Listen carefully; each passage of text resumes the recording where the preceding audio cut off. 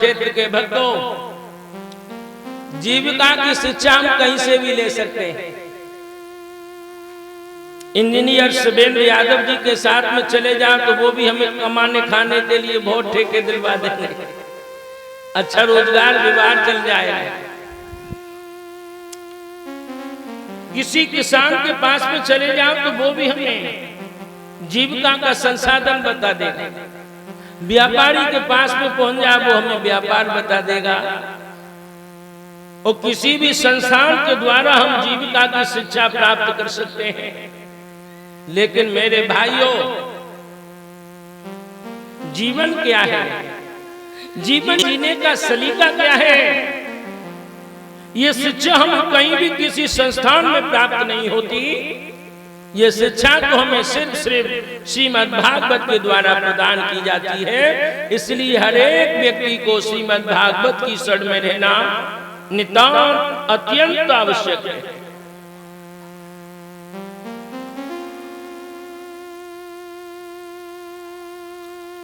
देखिए, संसार में 3 प्रकार के लोग रहा करते हैं। पहला व्यक्ति कौन है प्यारे? जिसको ठोकर लगती है और ठोकर लगने के बाद में संभल जाता है। और दूसरा व्यक्ति कौन है? जिसको ठोकर पर ठोकर, ठोकर पर ठोकर लगा करती है, लेकिन वो प्यारे अपने जीते जी कभी संभल नहीं पाता है। उत्तम पुरुष कौन है? ठोकर सामने वाले को लगती है प्रधान जी, और संभल वो स्वयं जाता है। और यही श्रीमद् भागवत हमको सिखाती है। एक बात और कह दूं, इस श्रीमद् भागवत में कहीं भी किसी पोप या पाखंड के लिए प्यारे कहीं कोई स्थान नहीं है, और न इस भागवत में कोई चमत्कार है। वो अलग बात है कि लोगों ने इन कथाओं को चमत्कारी बना दिया कि पाखंड में रद्द कर दिया, वो अलग बात।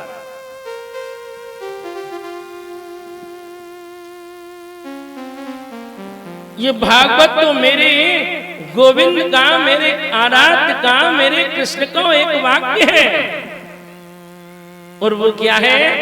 कर्मण्ये बाद का रस्तो मां फलेषु कदाचन। कर्म का प्रतिफल क्या है, ये श्रीमद् भागवत हमको सिखाती है। और बताऊं माताओं, बेटियों, युवाओं, ये भागवत हमारे जीवन में हमें आगाह करने के लिए प्रवेश करती है। संसार में आने के बाद हमारे बड़े बुजुर्गों से, हमारे महापुरुषों से जो भूल हुई है, उन भूलों का परिणाम क्या आया, यही सचेत करने के लिए भागवत हमारे जीवन में प्रवेश करती है। और हमें आगाह किया करती है कि जो हमारे पूर्वजों से, भगवान के भक्तों से जो समय समय पर भूल हुई है, वो भूलों से हमें बचाती है श्रीमद् भागवत।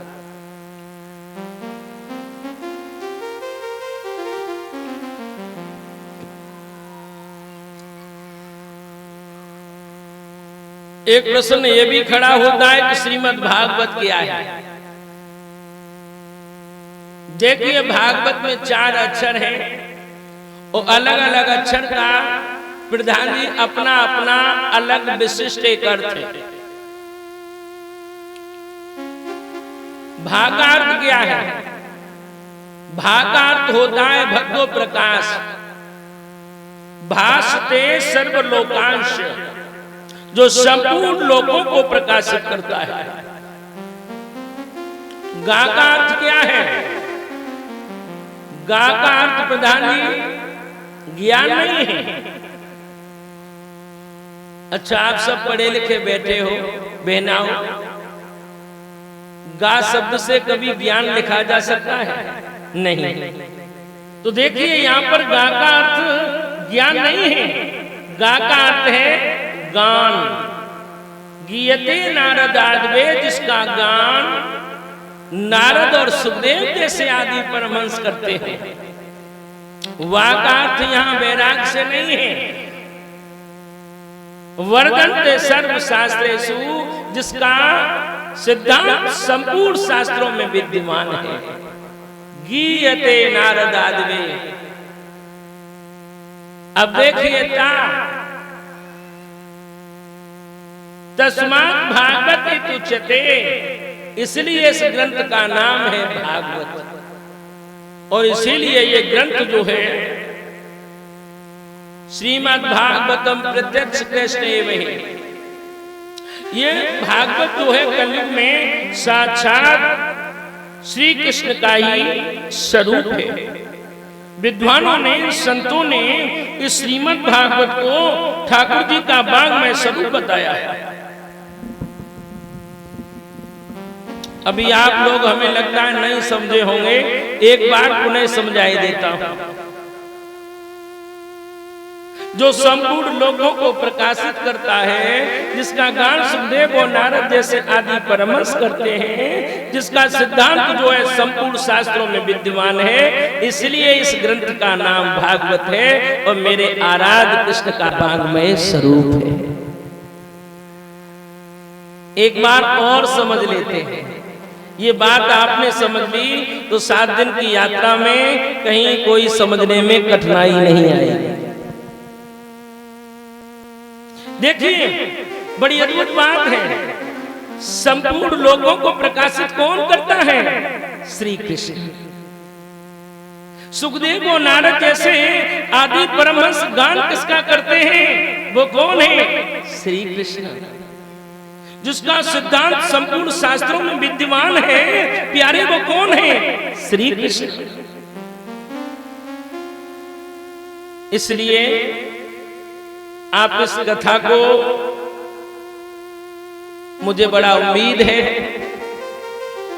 कि जिस प्रकार आप पूर्व के आचार्यों को बड़ी ईमानदारी, बड़ी निष्ठा से सुनते आए हैं, जो आपने आज तक पूर्व के आचार्यों को जो स्नेह प्यार दिया है, हम भी उसी आशीर्वाद के अभिलाषी बनके आपके मध्य में आए हैं।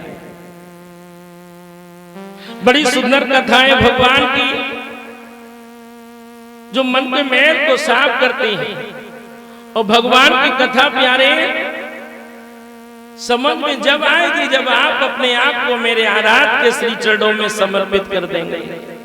अगर गोविंद के चरणों में अपने आप को समर्पित नहीं किया तो समझ लेना कुछ मिलने वाला नहीं है। आइए श्रीमद् भागवत कथा के इस यात्रा में प्रवेश करेंगे। उससे पहले अपने आप को